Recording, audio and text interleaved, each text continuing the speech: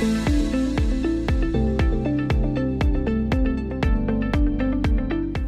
Kwehaweti.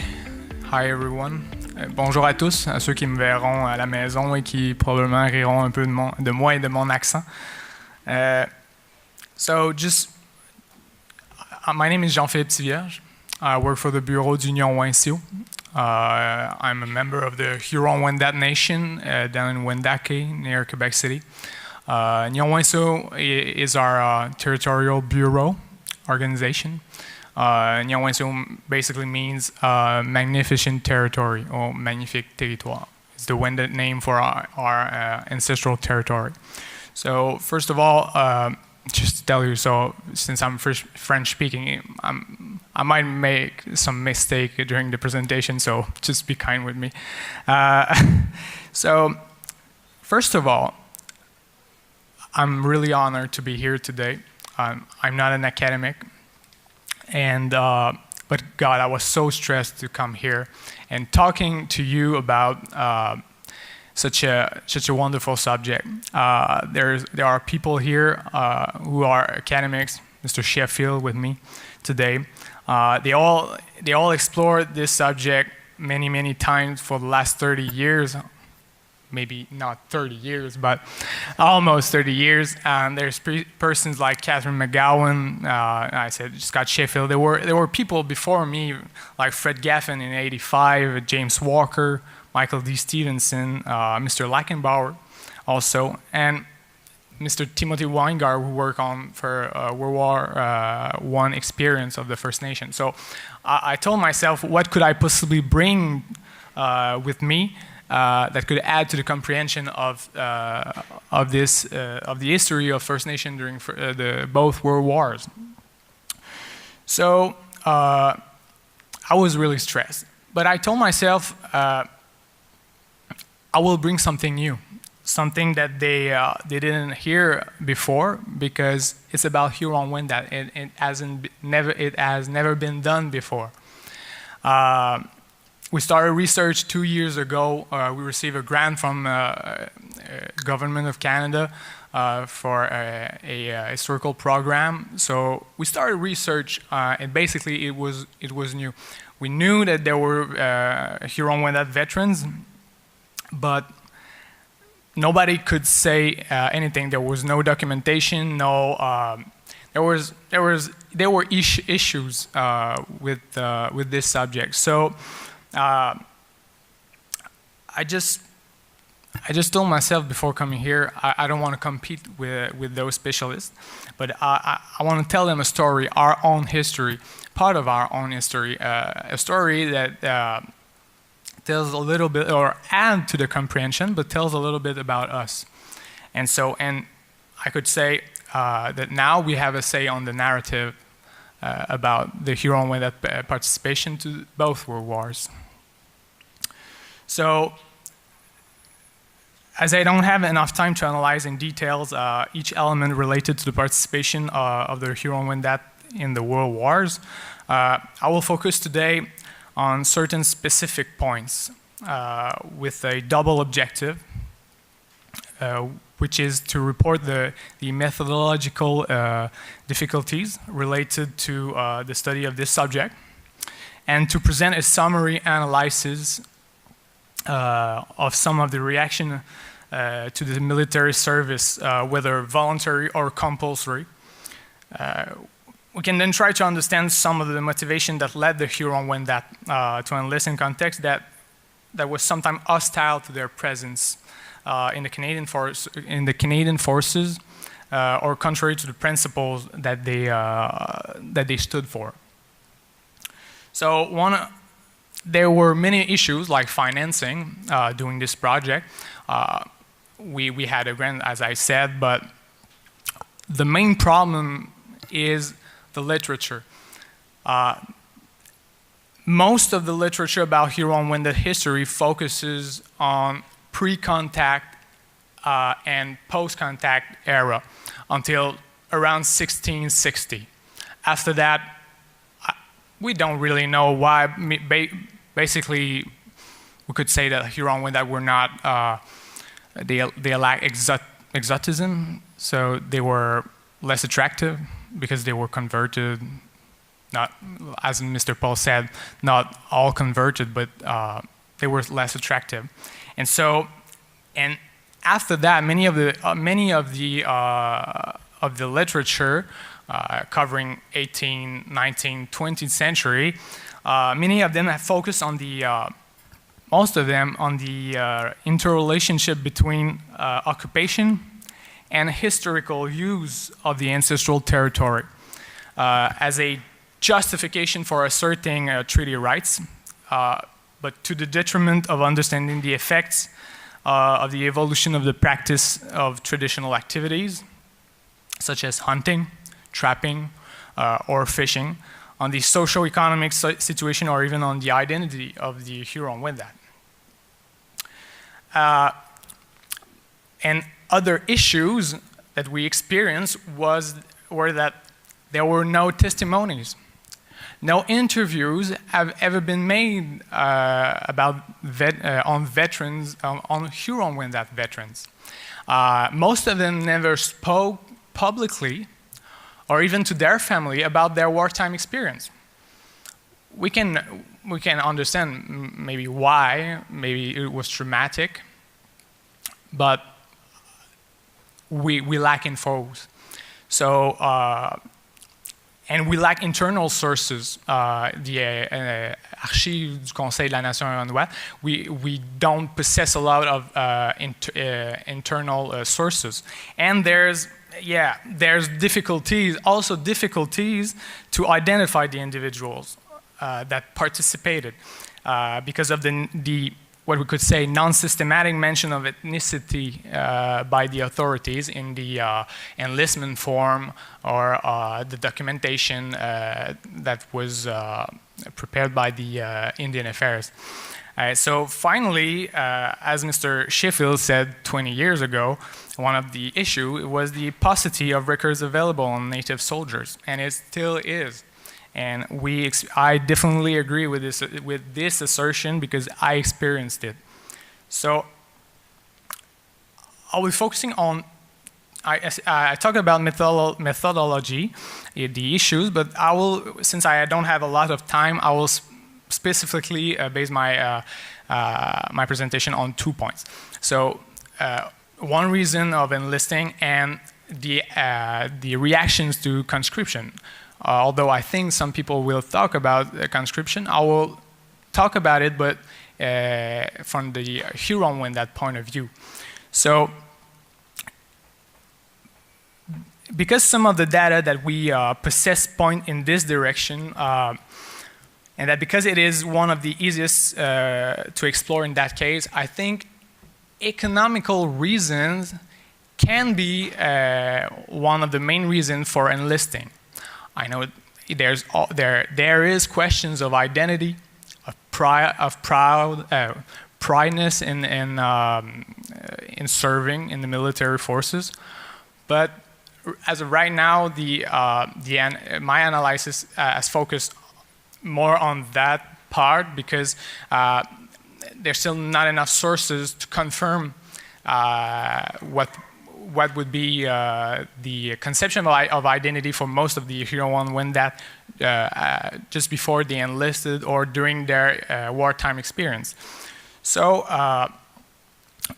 even though there is a clear lack of data or even analysis on the socio-economic context existing in Wendake during the first half of the 20th century and how it affected the life of the Huron-Wendat, despite that, I think it is plausible to support the economical argument as a reason for enlisting.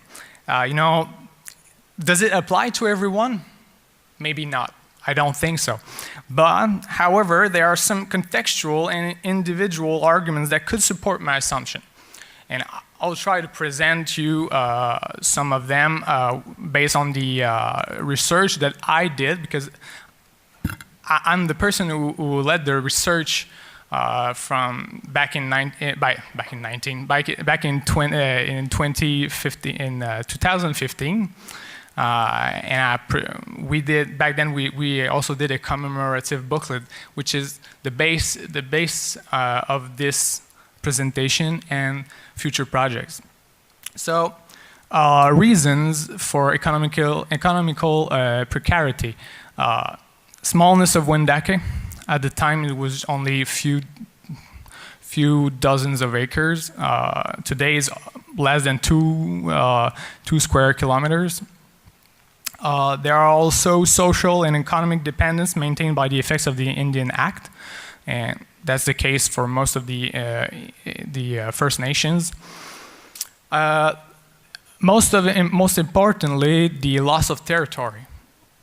For example, we know that by the end of the 19th century, the beginning of the 20th century, the Hurons-Wendat had almost lost all their ancestral territory as a means of subsistence through the practice of hunting, trapping, or fishing because of logging, colonization, creation of the Laurentides National Park, which is north of Quebec City, and the imposition of severe provincial wildlife protection legislations.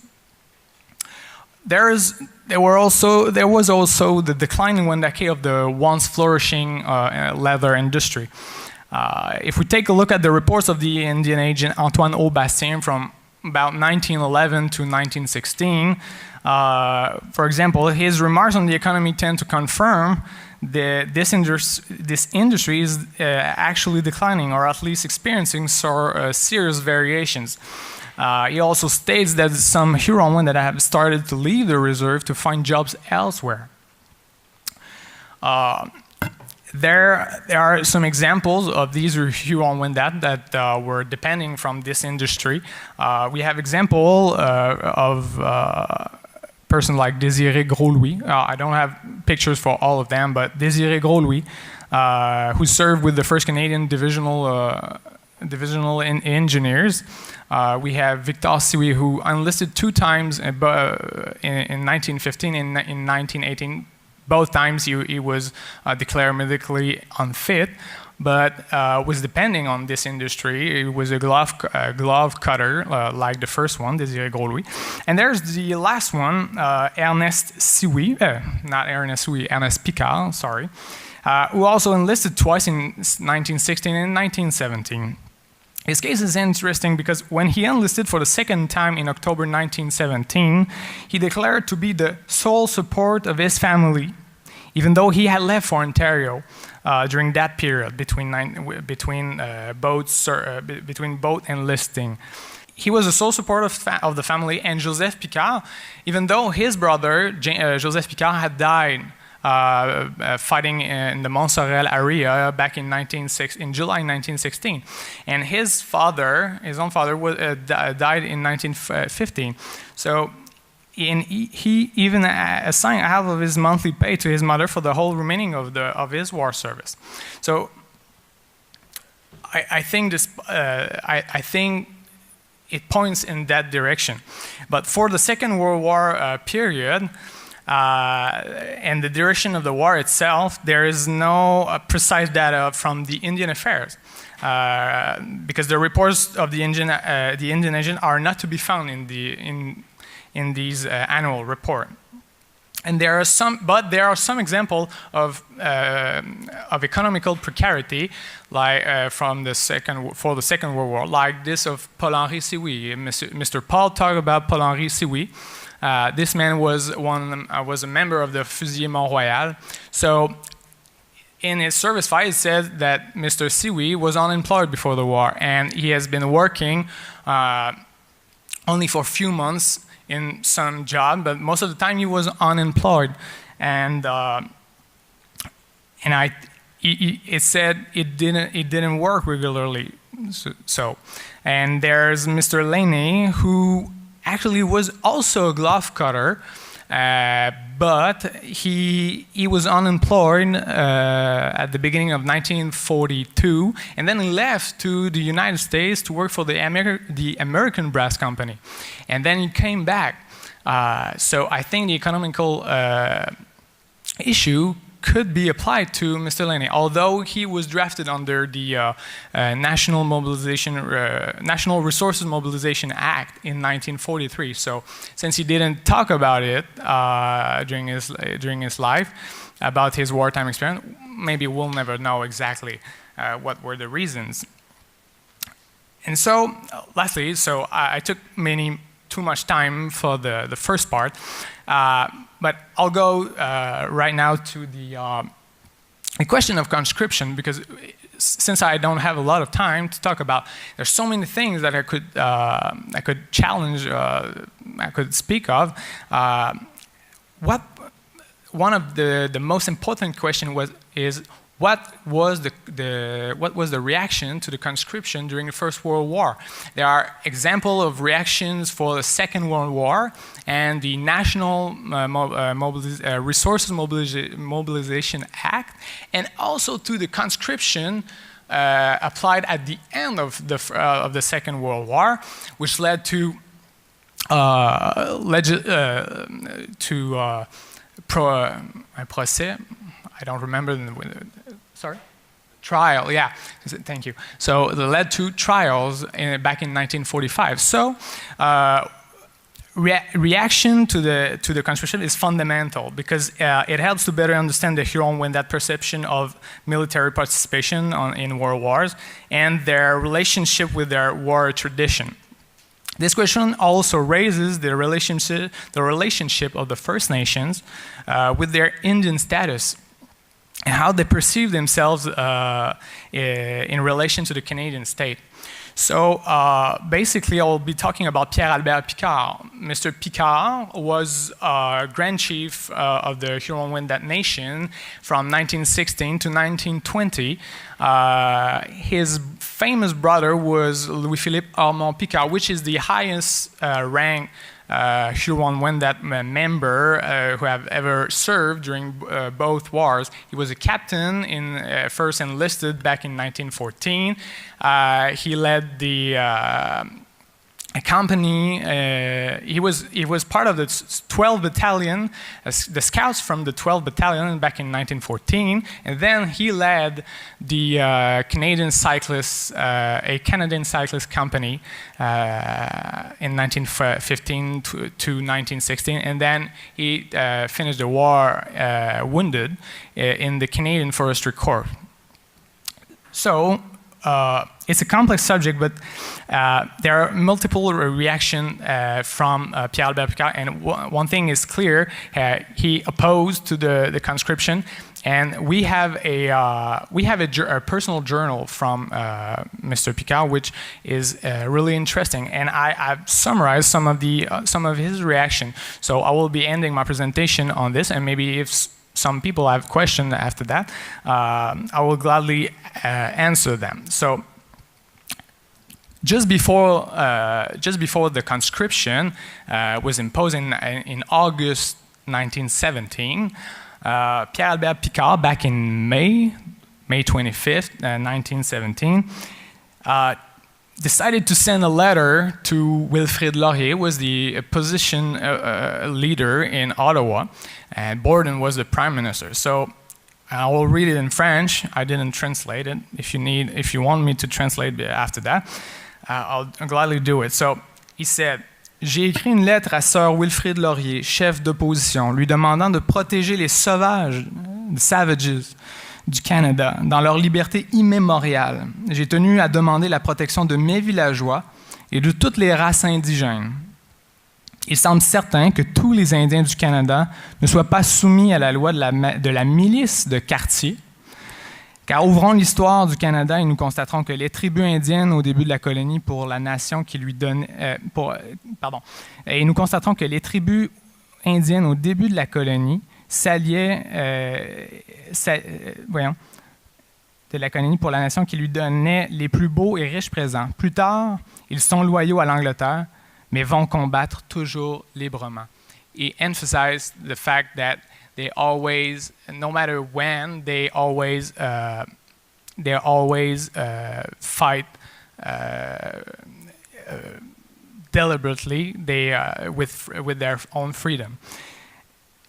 in August 28, 1917, he said, and the conscription had just been applied. He doesn't know if the First Nation will be forced by the conscription, but he says, finally, les sauvages du Canada ne semblent pas affectés par cette nouvelle loi et ne le peuvent, ayant une loi spéciale qui les régit. Ils sont encore prêts aujourd'hui à se grouper et se battre pour leur liberté immémoriale. So basically, we know that Pierre-Albert Picard and some of the other members of the political band leaders and maybe some of the individual from the community were politically engaged in the opposition to the conscription, and we have proof in the citation that I read. Mr. Picard is clearly saying that he will oppose the conscription, but he wants the indigenous people to fight voluntarily, but not with the imposition of the conscription. So, since I don't have any more time, I will end my presentation. So, thank you very much.